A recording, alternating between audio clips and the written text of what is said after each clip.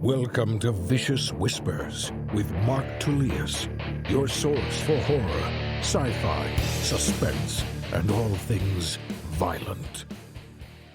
Thank you so much for watching. Today, I'm going to brag a little bit. Something I don't often do. Well, I probably do. I try to hide it.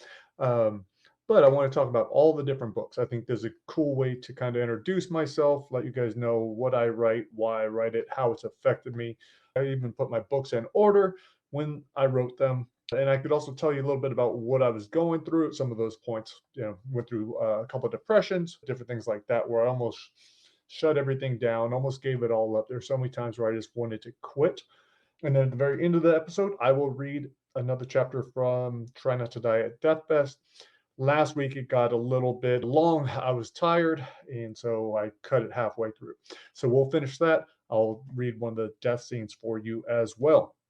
So let's get to it. All right. So I started calling myself an author, putting out my first book 11 years ago. I had just written Brightside, worked with Tom Spanbauer, rewrote it, and it is about a bunch of telepaths that are rounded up by the government, put in a small town, beautiful place, beautiful mountain town, and this Joe's 100th day there. He doesn't want to be there. He can't handle it, and he needs to escape. So that is all about him trying to escape.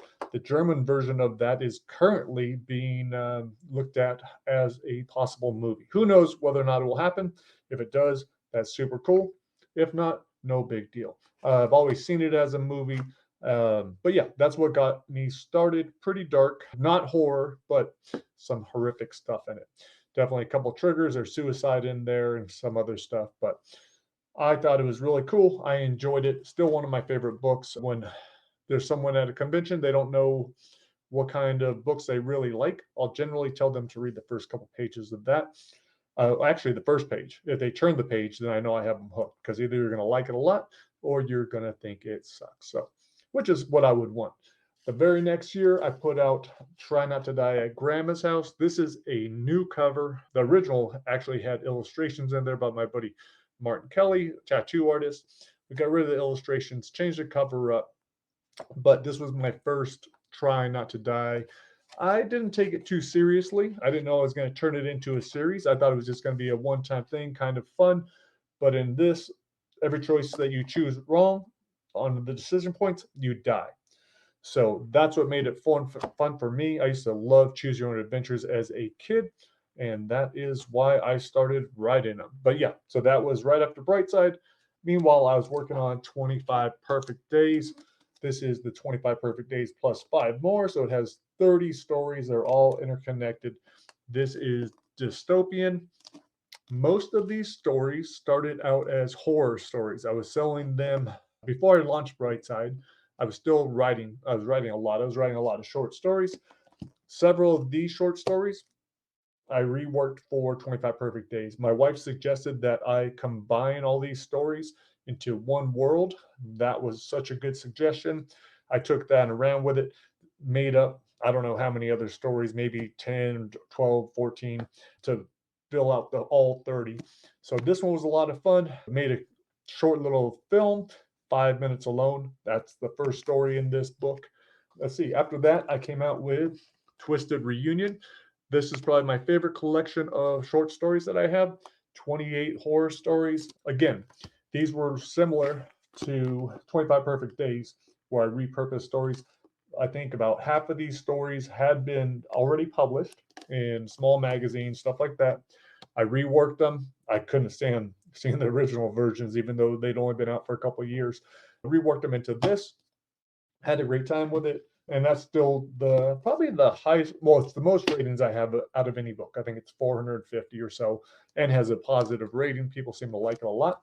So while I was putting out Twisted Reunion and the other books, I was also going around the country interviewing fighters for Unlocking the Cage, which is nonfiction.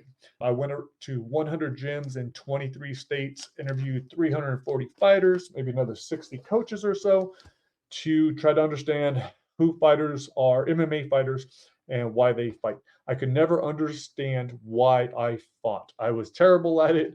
I tried fighting after playing football at Brown.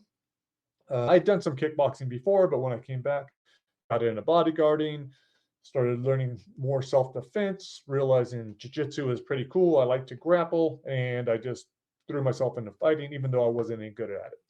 Could never understand why. I would continue putting time, money, effort into it when I wasn't successful. Also went and did professional boxing. Again, terrible fucking idea. But this book was awesome because not only did I learn about all these other martial artists, but I learned about myself and my reasons for fighting. So that was pretty big. Connected with so many people, became friends with so many people. It was amazing to see what these fighters were like. And when I started it, I had so much self doubt, not only in my ability to be an author, but I was like, I've never written nonfiction in my life. I don't know anything about nonfiction. I had never done an interview in my life, especially anything official, and I didn't even know how to use my camera. I had all these reasons for not doing it, but I was incredibly out of shape. I don't know. I was probably like 250 pounds. I'd been a stay-at-home dad, hadn't been doing shit, hadn't been exercising. It had been a long time since I had trained. I think I was probably 42 at the time. And yeah, my wife and I thought it was worth trying. We sent me on a 3-week trip. So I went to the East Coast, not knowing if I was going to continue the project. But after I did my first set of interviews, I was hooked. And then they just sent me to the next place, the next place, the next place. Oh, you should go talk to my buddies over here. Oh, go talk to these guys. So by the time I was done with it, I went to so many different gyms around the country, you know, gyms that were in rich areas and poor areas, saw all kinds of fighters, interviewed champions, interviewed guys that were just about to fight or just had their first fight, guys that were successful, guys that were not successful. So yeah, it was a cool experience. But when I released this book, right before I did it, I went through a pretty bad depression where I stopped completely my other podcast. I was about 200 episodes in, I think. Or no, maybe it's only 100. It was about 113 episodes in. And yeah, I shut that down. I had been doing it every week. But yeah, I just went to this bad depression. I didn't even launch the book. I put it out, but I did no social media. I had no presence at all. Yeah, so that's not a good thing to do if you're an independent author, which I am. From there, I also put out these 5 stories in Somber Scroll. Those are horror stories. Meanwhile, I had been working on this book, Ain't No Messiah. Christ has died. Christ is risen. Christ must die again. Yeah, we all know that saying, right? This one was a lot of fun, a lot of work, and yeah, I really enjoy it.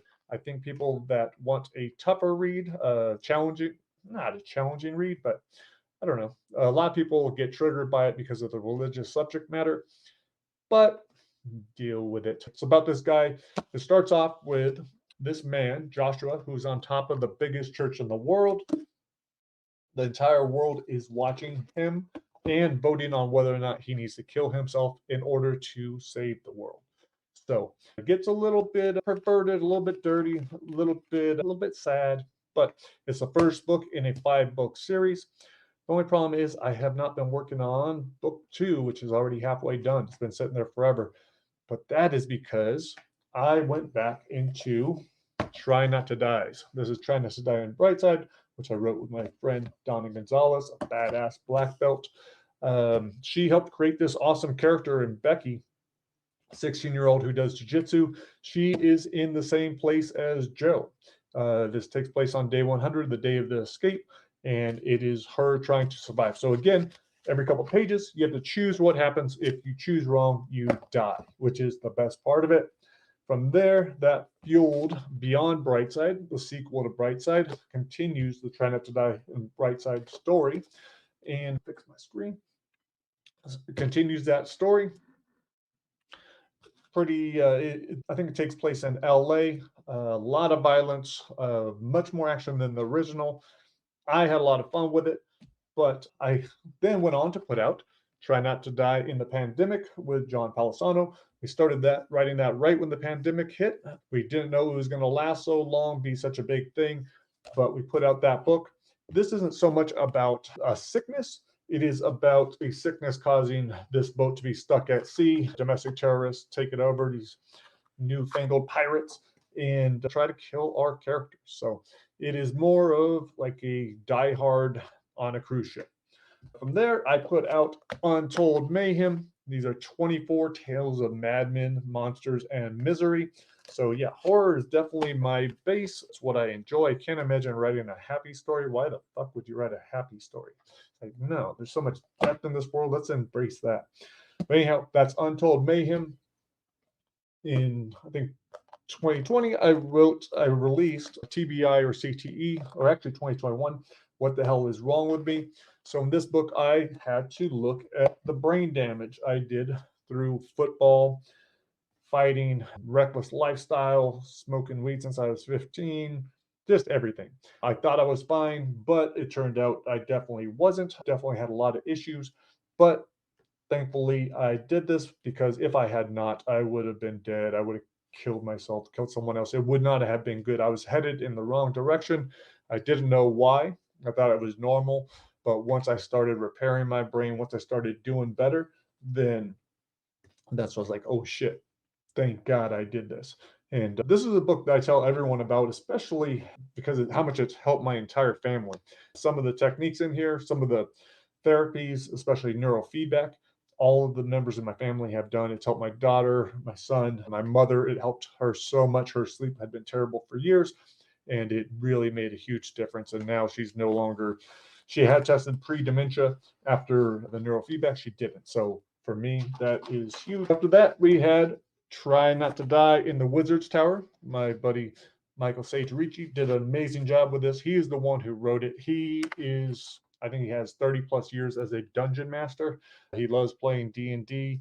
He's an incredible tattoo artist, and he did a ton of illustrations inside this thing. It's the only book that is currently illustrated, but if you're into fantasy, Dungeons and Dragons, I think you'll love this. This one, there are more choices and a little bit more thought involved in it. Right after that one, we put out, John Palisano came out with his second Try Not to Die. This one is Try Not to Die in the Wild West. Again, there are more than 24 ways to die, just one correct path. Do you have what it takes to survive?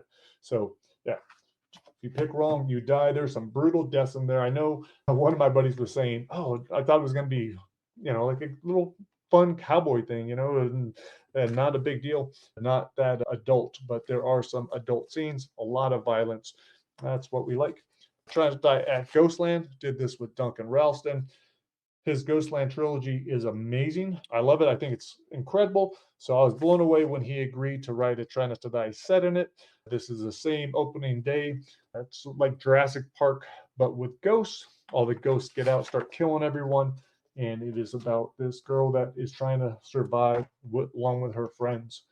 And that was, both of these were 2023, this year. So the Wild West, Trying to Die in Ghostland, came out with a little Trying to Die in a Hellhole by John Palisano. Super short thing, 99 cents on Kindle. It's an alternate ending short story, 2 endings on that one.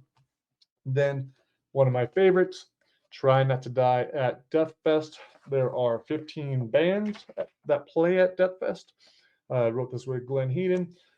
Awesome book. I would say, I'm obviously biased, but I love metal. It was a ton of fun having all these death scenes occur at a metal concert. Now, what's really cool is the Dethfest Confessions that we are releasing. I'm putting those out in English and German. Right now, the German versions are #1 in horror over in Germany.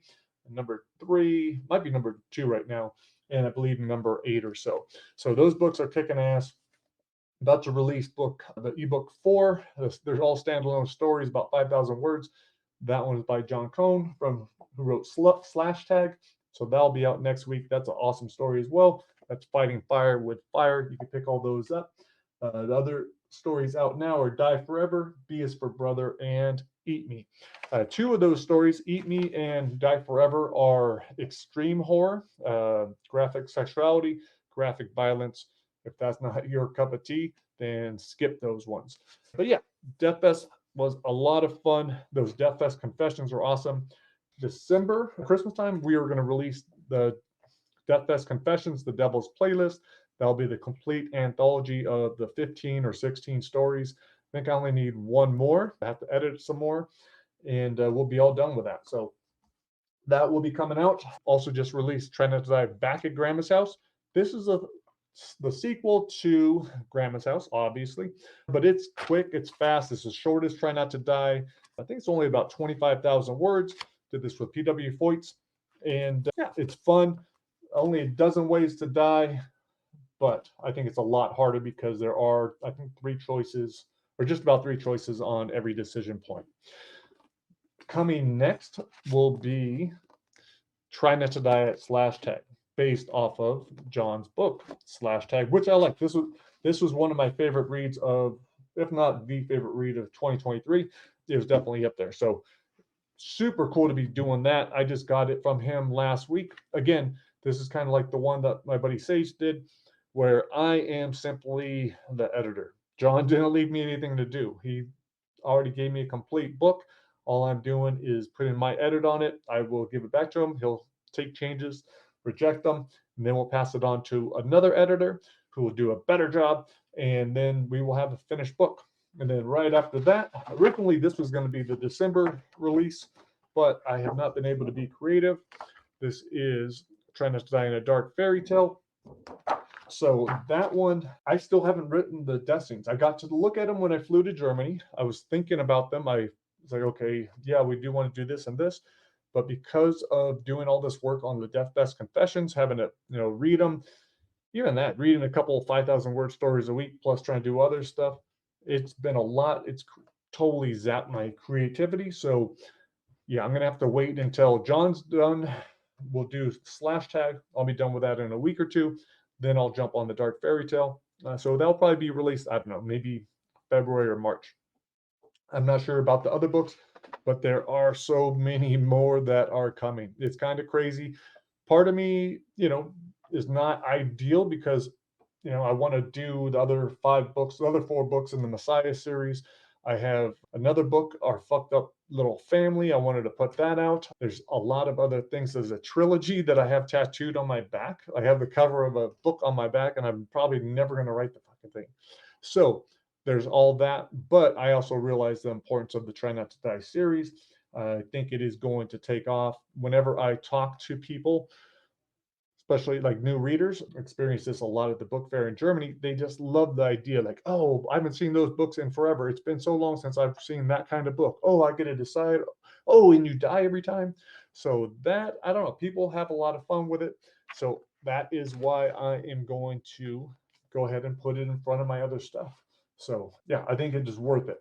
All right, guys, let's get to story time because I'm just about done fucking talking. No, it's because I got up early today, like I get up every day, to do jujitsu. Although I didn't do jujitsu early on Tuesday or Thursday. Trained Tuesday night. So yeah, I got in, I think 5 training sessions so far since Sunday, or 6. And we'll have off tomorrow. And then I'll train again on Sunday, open mat. Today's practice was awesome. My wife actually went with me to jiu-jitsu at 6 a.m. The kids didn't have to go to school, so she didn't have to wake up early to help get them ready. Generally, she's doing that while I'm training. I rush home, and then I drive them to school. But today, we were able just to train, do the whole class, and then after that, we actually got in a private. It was based off of what my wife wanted to work on, but it's incredible how much she got from Coach Wes. She really loves his style. She loves Coach Art too. And Coach Mike. We got a bunch of different black belts at our gym, which is incredible to have that kind of selection. But today she was working with Coach Wes, helped her game immensely, and I learned a lot from it. And I got choked out over and over and over and over and over. So by the time I got home, I was like, I really don't feel like doing shit today. All I have left to do today is write a newsletter. I'll put that out tomorrow morning, and then I will finish reading Trying to Die at Slash Tag on Slash Tag. But that's awesome. That's fun. I only have like 10 more pages of that, and then I'll give John my notes, and we'll get that going. But anyhow, let's do this. Let's do Try Not to Die at Dethfest, the original cover. That's what it looks like. You won't be able to buy it anymore. I think it is gone. All right, let's do this. So in the last scene that I was reading, all right, last scene I was reading, your buddy Kyle was talking to you about Luna, the girl that you like. He's super glad that you guys have hooked up or starting to hook up, and you're about to go to your next show. So, all right, The middle of the vendor area where the three paths converge is packed with people flowing between stages. I take the lead and dodge the lines, heading north for stage 2. The song on the speaker ends. Remember to rehydrate and recycle, a woman's voice says, all nice and pleasant. And rock on. Just wait a second, Jerry, Tess says. Kyle, go get some water. It's free, but you have to get your own. You're going to get heat stroke. Kyle shakes his head and steps into the shade of a merch booth selling key rings and other trinkets. No way. I warned you. It's hot as hell and nothing beats free. What's up with him? I asked Tess. She points to a large tent in the middle of the vendor area. Inside, workers in baby blue are stationed at 2 tables facing opposite directions, handing out water bottles. He doesn't trust anything, I swear. Big Bad Farm is out to rule the world, don't you know? We get in the shortest line. Yeah, that's one of his favorites, I say. Pharmaceutical companies apparently do all sorts of horrible things. The poster behind the table reads, Ephesios, making our world better one person at a time. Ask him sometime to tell you about his theories on Kennedy or the Freemasons. Any of them true? Luna asks, seeming interested. Maybe a couple, but I doubt it. Pretty entertaining to listen to him ramble about them, though. We grab our bottles and head back to Kyle, the overhead speakers repeating the message about the 3 R's. A worker's emptying the bin beside Kyle, throwing the bag onto the back of a flatbed cart with a bunch of others. I've barely taken a sip and Tessa's already done with hers, tossing that bottle into a recycle bin. Rehydrate and recycle, she says. Let's go! The crushing drums of Bone Rivet invite us to stage 2. The band names on the banner still too small for us to read. Beer and food gardens line our left. On our right, tents selling CDs, insects, hemp, jewelry, and all kinds of crap. Up ahead is a dirty-looking tent offering tattoos and a chance of hepatitis. Even the tent itself looks dirty compared to the clean, crisp vendor tents around it. A pair of bearded men stand out front trying to wave people in. They look like they might be homeless. We pass a few sketchy people who may or may not be selling drugs. At least now I know where I can go if I need to sneak off and score. Luna's hip bumps me. What you thinking about there, stud? Probably speed, Kyle says. I snap, shove Kyle so hard he nearly falls. Dude, what the hell? Kyle turns on me, eyes blazing with anger. What? You think they don't know? Everybody knows, Jerry. You've been strung out half the time since September. It's obvious. What's obvious is you should keep your goddamn mouth shut. I storm off the way we came, not knowing where I'm headed, just knowing I need to get away. Hold up, Luna says, jogging after me. She grabs my hand, walks me to the side of the path by the Chinese food truck. Kyle told me about your dad. Not surprising. Seems like he's big on sharing. Look, I'm not judging Jerry, she says, keeping her voice soft. It's just that when he died, it's natural to get a little crazy when things like that happen. But just don't get high today, okay? I'm really not into it. I feel like a piece of shit, but I'm glad Luna's giving me a chance. Yeah. Oh, okay. You're right. I'm sorry. Don't apologize. It's just sobriety really sucks sometimes. Well, you don't have to be sober all the time, Luna says. You can still get drunk or stoned. Just do everything with moderation. I know she's right and say fine. Can we talk about something else?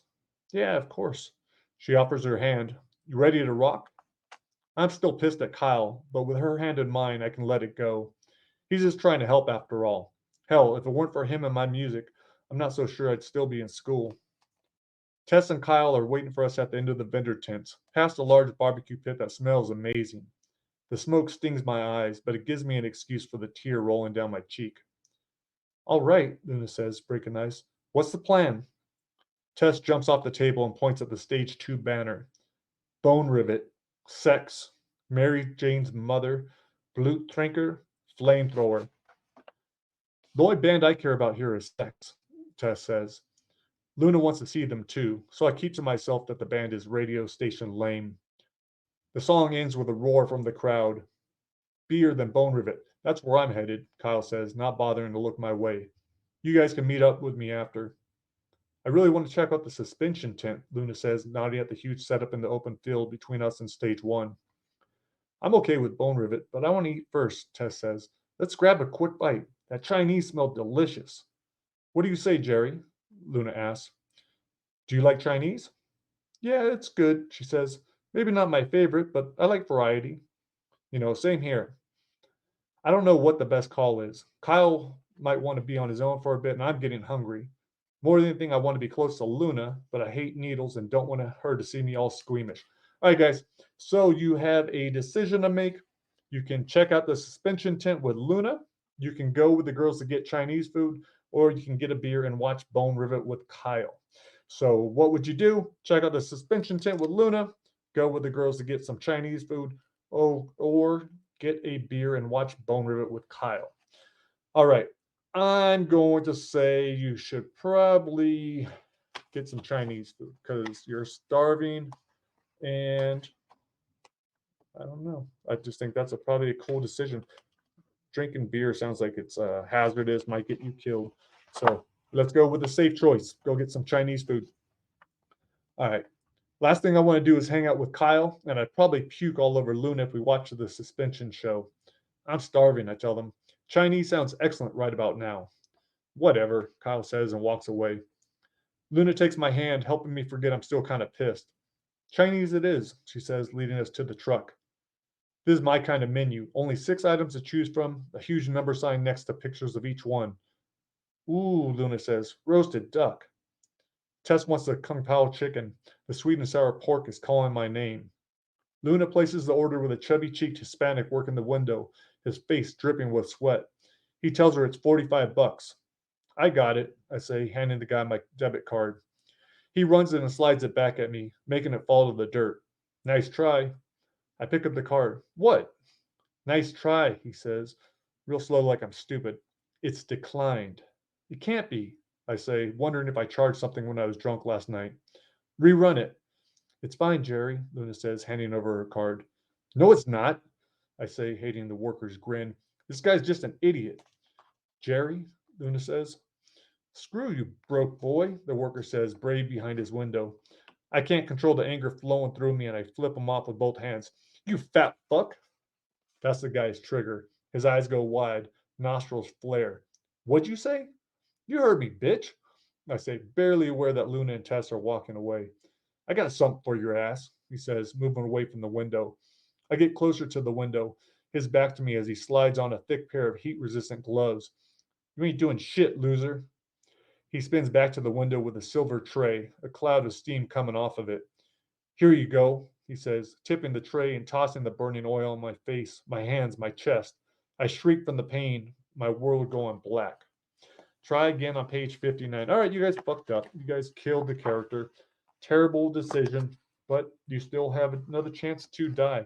I'm not going to read it, though, because, like I said, I got stuff to do. I want to go, go enjoy the family, go have fun, eat some lunch, all that good stuff. All right, guys, thank you so much for watching. I appreciate it, and I will talk to you later. Peace.